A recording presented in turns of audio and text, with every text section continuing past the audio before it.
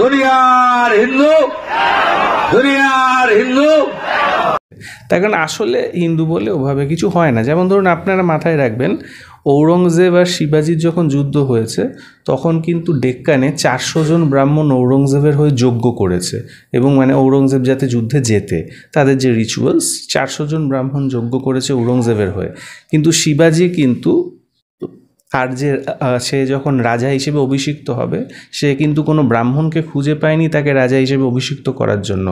খুব মানে অনেক পয়সা করি দিয়ে একজন ব্রাহ্মণকে কোনো মতে এনেছিল আর কোরোনেশন করাবার জন্য, অভিষেক করাবার জন্য।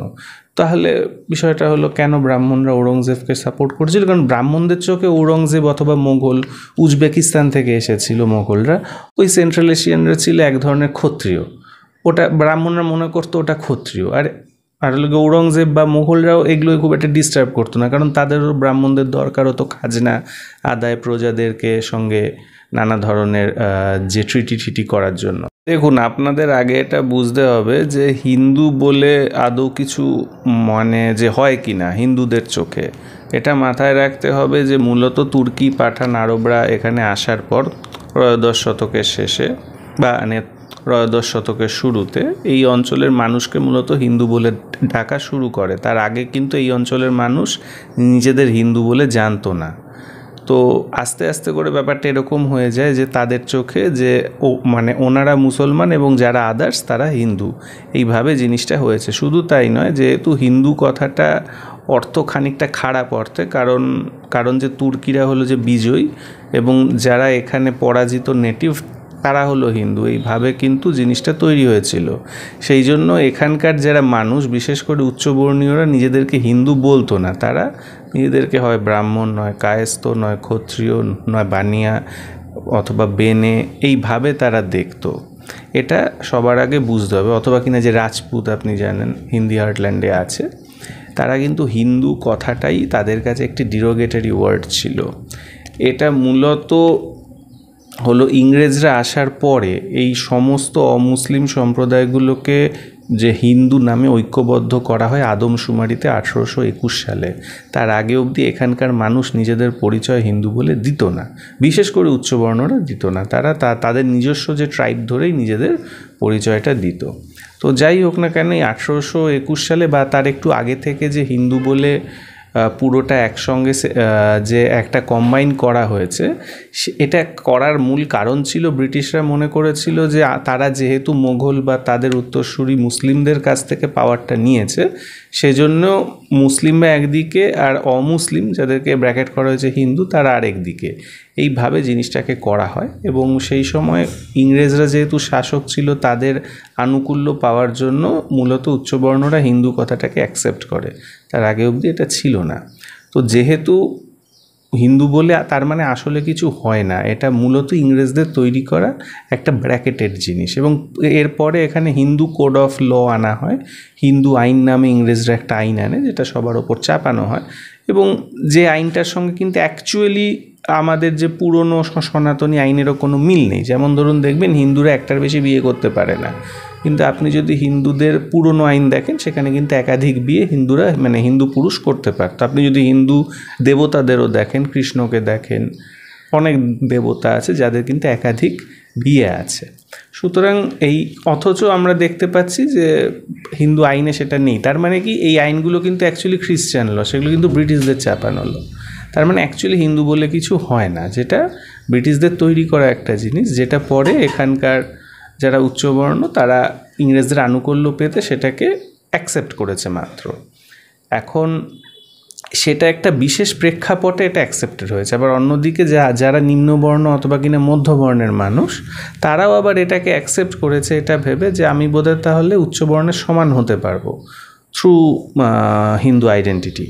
সুতরাং তারাও হিন্দুটাকে অ্যাকসেপ্ট করেছে। কিন্তু দেখা যাচ্ছে বহু জায়গাতে, বিশেষ করে ভারতে, যেখানে বর্ণ প্রথা এখনও খুব স্ট্রং, সেখানে প্রায়ই আমরা দেখতে পাচ্ছি যে এটা কিন্তু আসলে অ্যাকসেপ্টেড হয়নি। কারণ বহু জায়গাতে উচ্চবর্ণ থাকলে নিম্নবর্ণ আসতে পারবে না, বা মধ্যবর্ণ থাকলে নিম্নবর্ণ আসতে পারবে না, এই ধরনের মাইন্ডসেটটা কিন্তু এখনও এজন্য রয়ে গেছে। তার কারণ আসলে হিন্দু বলে ওভাবে কিছু হয় না। যেমন ধরুন আপনারা মাথায় রাখবেন, ঔরঙ্গজেব আর শিবাজির যখন যুদ্ধ হয়েছে তখন কিন্তু ডেক্কানে 400 জন ব্রাহ্মণ ঔরঙ্গজেবের হয়ে যজ্ঞ করেছে, এবং মানে ঔরঙ্গজেব যাতে যুদ্ধে যেতে তাদের যে রিচুয়ালস, 400 জন ব্রাহ্মণ যজ্ঞ করেছে ঔরঙ্গজেবের হয়ে। কিন্তু শিবাজি কিন্তু আর যে সে যখন রাজা হিসেবে অভিষিক্ত হবে সে কিন্তু কোনো ব্রাহ্মণকে খুঁজে পায়নি তাকে রাজা হিসেবে অভিষিক্ত করার জন্য। খুব মানে অনেক পয়সা করি দিয়ে একজন ব্রাহ্মণকে কোনো মতে সে রাজা, মানে সে মূলত তাকে যে কোনো মতে এনেছিল আর কোরোনেশন করাবার জন্য, অভিষেক করাবার জন্য। তাহলে বিষয়টা হলো কেন ব্রাহ্মণরা ঔরঙ্গজেবকে সাপোর্ট করেছিল? কারণ ব্রাহ্মণদের চোখে ঔরঙ্গজেব অথবা মোগল, উজবেকিস্তান থেকে এসেছিল মোগলরা, ওই সেন্ট্রাল এশিয়ানরা ছিল এক ধরনের ক্ষত্রিয়, ওটা ব্রাহ্মণরা মনে করতো ওটা ক্ষত্রিয়। আর লোকে ঔরঙ্গজেব বা মোগলরাও এগুলো খুব একটা ডিস্টার্ব করতো না, কারণ তাদেরও ব্রাহ্মণদের দরকার হতো খাজনা আদায়, প্রজাদেরকে সঙ্গে নানা ধরনের যে ট্রিটি করার জন্য। তো তার মানে হলো যে অ্যাকচুয়ালি হিন্দু বলে ঐতিহ্যগতভাবে কিছু ছিল না। আপনি যদি অ্যাকচুয়ালি এই পুরনো যেটাকে মানে হিন্দু বলার কোনো মানে নেই, পুরনো যে ব্রাহ্মণ্যবাদ দেখেন সেখানে তারা এভাবে এটাকে দেখবে না যে হিন্দু ভার্সেস মুসলিম, তারা এভাবে এটাকে দেখবে যে বিভিন্ন কাস্ট, সেটা হতে পারে যে মোগলরা বা সেন্ট্রাল এশিয়ানরা হয়তো ওয়ারিয়ার কাস্ট, কৃষক মুসলিমরা হয়তো এক ধরনের শূদ্র, এইভাবে তারা দেখবে। তারা কখনোই হিন্দু মুসলিম হিসেবে দেখবে না। আপনি এ নিয়ে দেখবেন একটা বিখ্যাত একটা গান আছে, জেনেছি তারা তুমি জানো ভোজের বাজি, যে তোমায় যে নামে ডাকে তুমি তাতে হও মা রাজি, মগে বলে ভরা তারা, গড বলে ফিরিঙ্গি যারা, খোদা বলে ডাকে তোমায় মোগল পাঠান সৈয়দ কাজী, তুমি জানো ভোজের বাজি। তার মানে তার কাছে কি যে খ্রিস্টানরা ডাকছে গড, মানে হিন্দুরা ডাকছে ভরা হলো তারা, যারা মগ তারা ডাকছে ভরা তারা, যারা মোগল পাঠান তারা ডাকছে হলো গিয়ে যে খোদা। এর মানে কি? তার মানে কিন্তু সবটা হলো আলাদা আলাদা কতগুলো কাস্টের মতো, আলাদা আলাদা ট্রাইব, তাদের আলাদা আলাদা গড, কিন্তু আলটিমেটলি এক, এরকম কিছু একটা। এইটা কিন্তু বেসিক্যালি এর নর্মস। এখানে হিন্দু ভার্সেস মুসলিম কিছু নাই। কিন্তু ক্ষমতার স্বার্থে মূলত মুসলিম, বিশেষ করে সংখ্যালঘু হিসেবে মুসলিমদের এক করে তারপর তাদের মূলত জমি প্রপার্টি দখল করার উদ্দেশ্যে এই হিন্দু গল্পটা তৈরি করা হয়। আপনি যদি নিম্নবর্ণের তরফ থেকেও দেখেন, তারা প্রায় উচ্চবর্ণ বিরোধিতা করে যখন তাদের রিজার্ভেশন পাওয়ার কথা থাকে, কিন্তু যখন জমি ভেড়ি লুট করার কথা হবে তারা আবার মুসলিম বিরোধী হয়। একই মানুষ। এই জন্যেই দুটোই একসঙ্গে কিন্তু নিম্নবর্ণ বা মধ্যবর্ণের মানুষের মধ্যে আছে। আবার উচ্চবর্ণের মানুষরাও এটাকে ব্যবহার করে এই হিন্দু আইডেন্টিটিটাকে, যাতে নিজে সে ক্ষমতাবান হতে পারে। সেটা আপনি দেখতেই পাবেন যে শুভেন্দু অধিকারী নিজে উচ্চবর্ণের মানুষ এবং সে হয়তো এটাকে ব্যবহার করে নিম্নবর্ণ এবং মধ্যবর্ণকে একদিকে রাখার চেষ্টা করছে। আবার নিম্নবর্ণের বহু মানুষ হয়তো আছে যারা রিজার্ভেশন যদি কালকে বন্ধ করে দেওয়া হয় তারা বলবে আমরা নিম্নবর্ণ নিষ্পেষিত, আমরা উচ্চবর্ণরা আমাদের নিষ্পেষণ করেছে, আমরা আলাদা। কিন্তু যখন মুসলমানের জমি দখলের কথা আসবে, মুসলমানদের হ্যারাস করার কথা আসবে, তখন আবার তারাই বলবে যে না আমরা হিন্দু, আমরা একই লোক বলে। সেটা নিজের স্বার্থ অনুযায়ী বলে। এটা একটা স্বার্থকেন্দ্রিক কনসেপ্ট। এটা অ্যাকচুয়ালি এটা কোনো মানে এর কোনো প্রপার ধর্মীয় ডেফিনিশন নেই। এটা একটা ইন্টারেস্ট কেন্দ্রিক একটা আইডেন্টিটি কনস্ট্রাকশন, এর বেশি কিছু না। এর কোনো কোড নাই। মানে ধর্মীয় মেরুকরণের রাজনীতি কি শুধুই মানে ভোট ব্যাংক, নাকি হিন্দুরা সুরক্ষিত নয়? না, এটা মূলত ভোট ব্যাংক। মানে হিন্দুরা সুরক্ষিত নয় ব্যাপারটার কোনো মানে নেই। কারণ হিন্দুরা সুরক্ষিত নয়, ধরা যাক হিন্দু আজে যে হিন্দু লয়ে যে ধরনের আইন, তাতে হিন্দু যারা কিনা ছেলে, হিন্দু পুরুষ, তারা তো সুরক্ষিত নয়। এমন সমস্ত আইন আছে।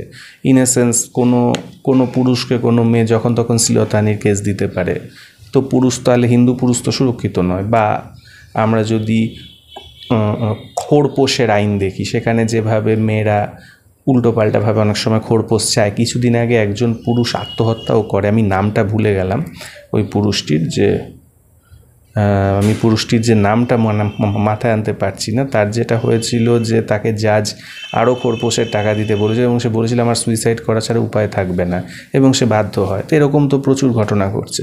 সুতরাং হিন্দু সুরক্ষিত নয় তার মানে কি হিন্দু পুরুষ সুরক্ষিত নয়? ব্যাপারটা হলো এটা এরকম না। দ্বিতীয় হলো, হিন্দুরা কি মুসলিম বা খ্রিস্টানদের থেকে সুরক্ষিত নয়, সে কথাটার কোনো মানে নেই। কারণ সংখ্যাগুরু তো সুরক্ষিত থাকবে, সংখ্যালঘুরই সুরক্ষা বা অসুরক্ষিত হওয়ার প্রশ্নটা ওঠে।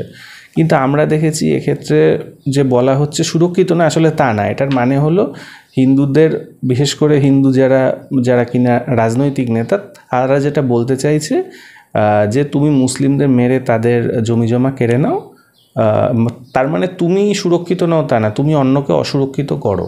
সেটা আমরা আদিবাসী অঞ্চলেও দেখতে পাচ্ছি, সেটা আমরা যে মণিপুরে খ্রিস্টানদের ওপর দেখতে পাচ্ছি, মুসলিমদের ওপর তো হচ্ছেই, মুসলিমদের ওপরও দেখতে পাচ্ছি। আগামী দিনে হয়তো ভাষা কেন্দ্রিকও হবে, বাঙালি হিন্দুদের ওপরও হবে, তারপর হয়তো সাউথ ইন্ডিয়ানদের ওপর হবে।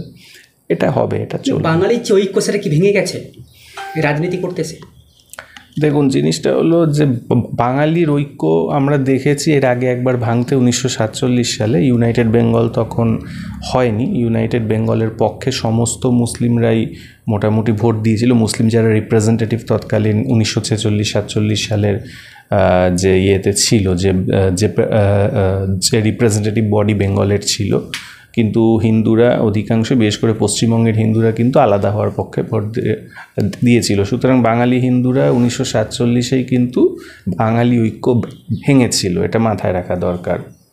তো জিনিসটা হলো, এখন পশ্চিমবঙ্গের মধ্যে আমরা আসি। পশ্চিমবঙ্গের মধ্যে যে বাঙালি ঐক্যের কথা বলা হয়, এখন বাঙালি হিন্দুদের যে জনসংখ্যার শেয়ার, সেটা ওয়েস্ট বেঙ্গলে খুব ড্রাস্টিক্যালি ফল করেছে। ইন এ সেন্স 1951 আদমশুমারিতে বাঙালি হিন্দু কিন্তু গোটা ওয়েস্ট বেঙ্গলের জনসংখ্যার 78% ছিল। সেটা আজকে 2024-এ কিন্তু, যদিও 2021-এর আদমশুমারি এখনও প্রকাশ করেনি, জানি না কবে করবে সরকার, কেন তারা চেপে যাচ্ছে। তো যাই হোক, কিন্তু আমরা যদি 2011টাকে এক্সট্রাপোলেট করি, তাহলে আমরা দেখতে পাবো যে 53% বাঙালি হিন্দু। এবার 78 থেকে 53% তারা কমেছে। বদলে কিন্তু আমরা দেখেছি শহরাঞ্চলে হিন্দিভাষীদের সংখ্যা বেড়েছে, গ্রামাঞ্চলে মুসলিমদের সংখ্যা শেয়ারটা বেড়েছে। এবং এটাকে কেন্দ্র করে গ্রামাঞ্চলে বাঙালি হিন্দুদের মধ্যে এক ধরনের যে মুসলিম বেড়ে গেল বলে আতঙ্ক তৈরি হয়েছে, এবং শহরাঞ্চলে হিন্দি বেড়ে গেল বলে এক ধরনের আতঙ্ক তৈরি হয়েছে, যেটা রিসেন্টলি বাংলা পক্ষ, জাতীয় বাংলা সম্মেলন, আমরা বাঙালি অনেক অর্গানাইজেশনের গ্রোথের মধ্য দিয়ে বোঝা যাচ্ছে।